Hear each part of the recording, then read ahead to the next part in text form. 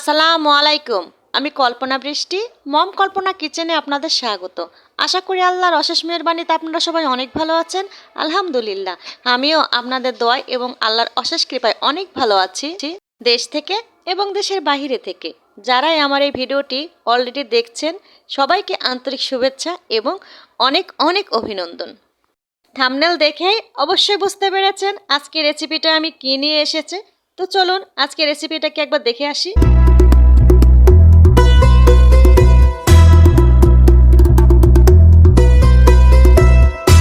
আজকে কিন্তু আমি একটা পিঠা রেসিপি নিয়ে আপনাদের মাঝে হাজির হয়েছি।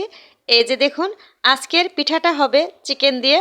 এই চিকেন দিয়ে আজকে আমি রেসিপিটা বানিয়ে আপনাদেরকে দেখানোর চেষ্টা করব। আজকের রেসিপিটার নাম রেখেছি আমি চিকেন মাংস পিঠা বা চিকেন পুর পিঠা। পিঠা বানাতে এখানে আমি একেবারে টাটকা ফ্রেশ চিকেন নিয়ে নিয়েছি। এখানে বুকের হাড় ছাড়া যে মাংসটা আছে সেটাই নিয়ে নিয়েছি। এই যে দেখুন, এখানে 300 গ্রাম চিকেন আছে। এই যে চিকেনটাকে আমি এভাবে ছোটো ছোটো করে কেটে কিমা করে নিয়ে এসেছি। এসে এই যে কিচেনে আগে চলে এসেছি আমি এটাকে পুর বানাবো বলে।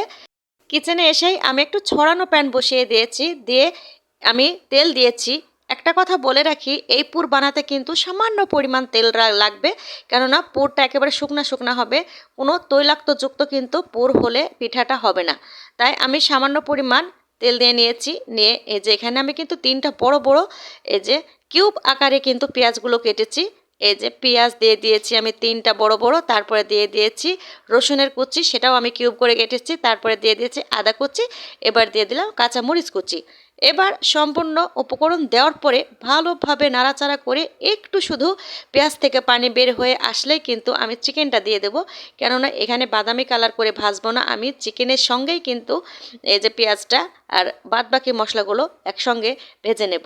এই যে দেখুন, চিকেনটা দেওয়ার পরে আমি ভালোভাবে সুন্দরভাবে নাড়াচাড়া করে চিকেন থেকে যেন পানি বের হয়ে আসে, ঠিক সেভাবে আমি নাড়াচাড়া করে নেব।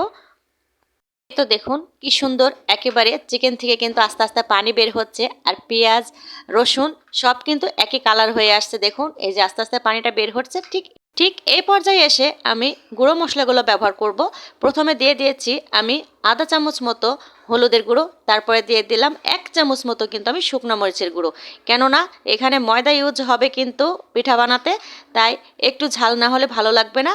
এরপর আমি দিয়ে দেবো একটা ছোট্ট তেজপাতার মাঝখান থেকে কেটে নিয়েছি, তারপরে 2টা ছোট ছোট দারচিনি, আর এই যে একটা আর না 2টা এখানে আমি দিয়ে দিয়েছি লবঙ্গ।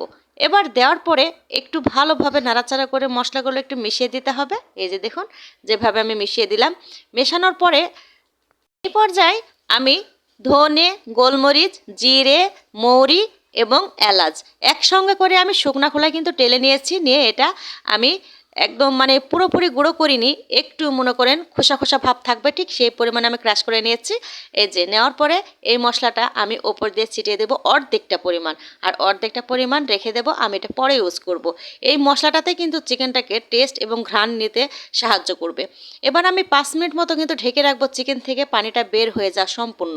ঠিক এই পর্যায়ে এসে এই যে 5 মিনিট পরে আমি কিন্তু আবার নাড়াচাড়া দিয়ে নিয়েছি। এই যে দেখুন, এইটা কিন্তু স্বাদে ম্যাজিক। এই স্বাদে ম্যাজিকটা আপনারা চিকেনে ব্যবহার করবেন, অসাধারণ একটা টেস্ট আসবে।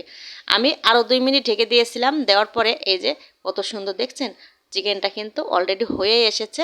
এই যে এ পর্যায়ে এসে আমি এখানে একটু চিলি সস ব্যবহার করব। এখানে টমেটো সস আর চিলি সসের ভিতর কিন্তু আপনারা গোলমাল পাকিয়ে ফেলবেন না। চিলি সস একটু বেশি চকচকে, টমেটো সস একটু মানে মানে ঘোলাটে টাইপ। এবার আমি দিয়ে দেব এই যে সয়া সস, সামান্য পরিমাণ কিন্তু সয়া সসটা দিয়ে নেব, তা না হলে কিন্তু লবণ কিন্তু বেশি হয়ে যাবে। এই যে আমি 1 টেবিল চামচ মতো আমি কিন্তু সয়া সস দিয়ে নিয়েছি। এবার আমি দেওয়ার পরে ভালোভাবে নাড়াচাড়া করে আমি টমেটো সস, চিলি সস এবং সয়া সসটা ভালোভাবে সম্পূর্ণ চিকেনের সঙ্গে কিন্তু মিশিয়ে নিতে হবে। এটাতে একটা স্মোকি টেস্ট আসবে এবং অসাধারণ একটা স্বাদ কিন্তু টেনে আনবে। এবার আমি বাদ বাকি যে মশলাগুলো ছিল সেগুলো কিন্তু আমি সম্পূর্ণ আবার দিয়ে দিলাম। আর এই যে দেখুন এখানে লাস্টের দিকে গরম মশলা আমি দিয়ে দিয়েছি। গরম মশলাটা দেওয়ার পরে ভালোভাবে চিকেনের সঙ্গে সম্পূর্ণ কিন্তু মিশিয়ে ভালোভাবে নাড়াচাড়া করে নিতে হবে যেন চিকেনের সঙ্গে সেই টেস্টটা ভিতরে চলে যায়। এই যে দেখুন আমার কিন্তু এখানে চিকেন অলরেডি হয়ে এসেছে। আমি কিন্তু একদম নিভু নিভু চুলায় আস্তে করে রেখেছি যে মশলার ঘ্রাণটা কিন্তু চিকেনের ভিতর সম্পূর্ণ ঢোকে। এই যে পরিশেষে এসে আমি কিন্তু আজকে সামান্য পরিমাণে কিন্তু ধনেপাতা ইউজ করব, বেশি ইউজ করব না, চিকেন তাহলে খেতে ভালো লাগবে না ধনেপাতায়। আমি যেহেতু ধনেপাতা খুব পছন্দ করি এ কারণে সামান্য পরিমাণ আমি দিয়ে নিয়েছি। এই যে দেখুন এভাবে সামান্য পরিমাণ ধনেপাতাটা দেওয়ার পরে ভালোভাবে নাড়াচাড়া করে ঘ্রাণটা শুধু করে নিতে হবে, তাহলেই হবে। এই তো হয়ে গিয়েছে আমার চিকেনের পুর। এবার আমি এই যে ময়দাটা রেডি করে নেব। আমরা 2জন মানুষের জন্যই কিন্তু পিঠাটা বানাবো, তাই অল্প করে আমি 1 কাপ মতো কিন্তু ময়দা নিয়ে নিয়েছি।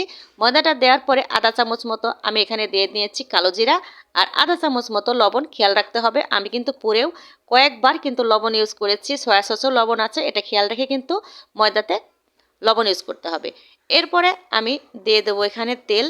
তেলটা দেওয়ার পরে ভালোভাবে কিন্তু এই যে ময়দাটা কিন্তু মাখিয়ে নিতে হবে। এই ময়দাটার উপরে কিন্তু পিঠাটা মুচমুচে এবং ক্রিস্পি হবে। এটা কিন্তু নতুন ভাই বোনদেরকে আমি বারবার বলে দিচ্ছি, এই ময়দাটাই হচ্ছে পিঠাটার কিন্তু মেন। এই যে মাখাতে মাখাতে যখন দেখবেন মুঠো পেকে যাচ্ছে এইভাবে ময়দাগুলো, তখনও বুঝতে পারবেন যে তেলটা ময়দার সঙ্গে খুব পারফেক্টভাবে কিন্তু মেশানো হয়েছে। এ পর্যায়ে এসে আমি অল্প অল্প করে হালকা কুসুম গরম পানি দিয়ে আমি কিন্তু আস্তে আস্তে করে পানি দেব, আর আস্তে আস্তে করে ময়দাটা কিন্তু মিশিয়ে নেব। এই যে ঠিক এইভাবে মিশিয়ে নিতে হবে। এইভাবে অল্প অল্প করে আমি পানি নেব, আর অল্প অল্প করে ময়দাটা সুন্দরভাবে কিন্তু মাখিয়ে নিতে হবে। যত স্মুথ ময়দাটা মাখানো হবে তত পিঠাটা কিন্তু ক্রিস্পি হবে। এই যে দেখুন অলরেডি আমার ময়দা অর্ধেকটা মাখানো হয়ে গিয়েছে। এবার আমি শুধু ভালোভাবে একবারে মসৃণ করে নিয়ে মাখিয়ে নেব ময়দাটা। এই যে মাখানো হয়ে গিয়েছে। নিম্ন অন্তত 20 মিনিট মতো ময়দাটাকে এভাবে রেস্টে রাখতে হবে, তাহলে একটা সফটনেস চলে আসবে। দেখবেন এবার কি সুন্দর সফট হয়েছে। এই যে দেখুন এইভাবে 20 মিনিট রেখে দিলে সুন্দর ময়দাটা একেবারে সফট হয়ে যাবে। তারপরে আরও ভালোভাবে একটু মাখিয়ে নিতে হবে।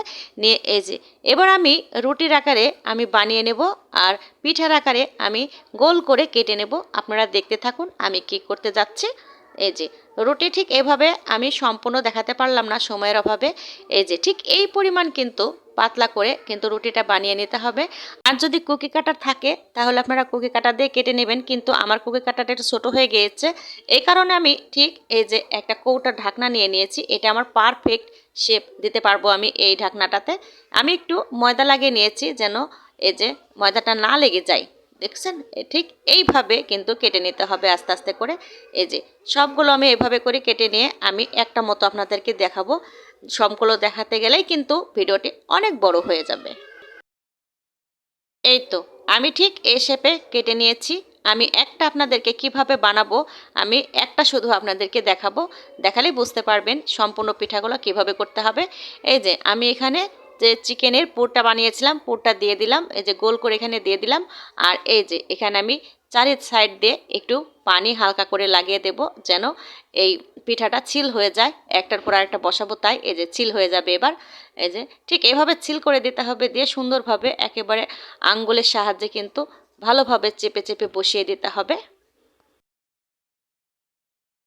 এই তো আমি বসিয়ে নিয়েছি। নিয়ে আমি একটু এই যে সুন্দরভাবে কিন্তু একটু ডিজাইন করতে চাচ্ছি, তাই কাঁটা চামচ দিয়ে আমি ঠিক এভাবে সাইডে একটু ডিজাইন করে নেব।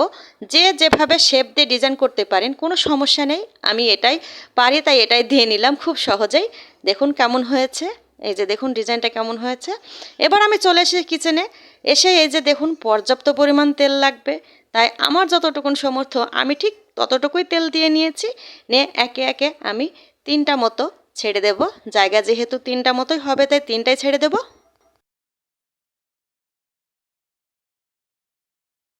এবার বলি যে এই যে পিঠাটা ভাজার নিয়ম, ঠিক মিডিয়াম সাইজে কিন্তু চুলার আঁচটা রাখতে হবে, একটু কমও না বেশিও না।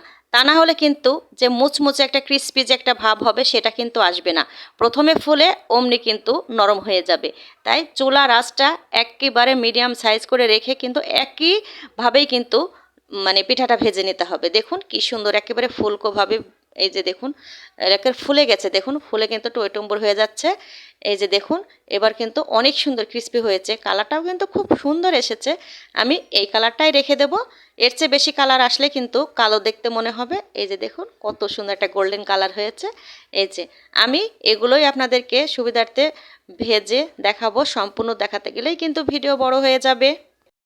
নতুন ভাই ও বোনেরা, আপনারা যদি এই পিঠাটা বানান তাহলে সবসময় খেয়াল রাখতে হবে ময়দার দিকটা কিন্তু নিয়ম করেও কিন্তু মাখাতে হবে, এবং মাংসের পুরটা কিন্তু সুন্দরভাবে টেস্ট আনা লাগবে, তাই মশলাগুলোর দিকে খুব ভালোভাবে ধ্যান রাখতে হবে। এই যে আমি 3টা মতো ভেজে আপনাদের দেখালাম। এই যে সম্পূর্ণ ভাজতে গেলে আবার বলবো ভিডিওটি অনেক বড় হয়ে যাবে। এই তো অফ ক্যামেরায় আমি সম্পূর্ণ পিঠাগুলো ভেজে নিয়ে চলে এসেছি। দেখুন এত ক্রিস্পি হয়েছে, ওপরের যে অংশগুলো দেখুন ছোট ছোট অংশগুলো কিন্তু এই যে ভেঙে গিয়েছে অলরেডি। দেখুন কালারটাও কিন্তু খুব সুন্দর এসেছে, একেবারে পারফেক্ট ক্রিস্পি আর মুচমুচে কিন্তু পিঠা হয়েছে। দেখুন আমি একটা খেয়ে দেখেছি, অসাধারণ টেস্ট এসেছে। এই পিঠাটা বানিয়ে যারাই খেয়ে দেখেছেন এবং আমার ভিডিওটি যারাই দেখে ভালো লেগেছে অবশ্যই একটা লাইক দিয়ে দেবেন, সাথে একটা সাবস্ক্রাইব অবশ্যই করবেন, পাশে থাকা বেল বাটনটা অবশ্যই প্রেস করবেন, তাহলে আমার ভিডিও নোটিফিকেশন যথাযথ আপনার মোবাইলে সর্বপ্রথম পৌঁছে যাবে। আর যদি আপনাদের সত্যি ভালো লেগে থাকে তাহলে অবশ্যই আপনাদের বন্ধুদের মাঝে কিন্তু আমার ভিডিওটি একটু শেয়ার করে দেবেন। আজকের মতো এখানে বিদায় নিয়ে নেব। সবাই ভালো থাকবেন, সুস্থ থাকবেন। আল্লাহ হাফেজ। আসসালামু আলাইকুম।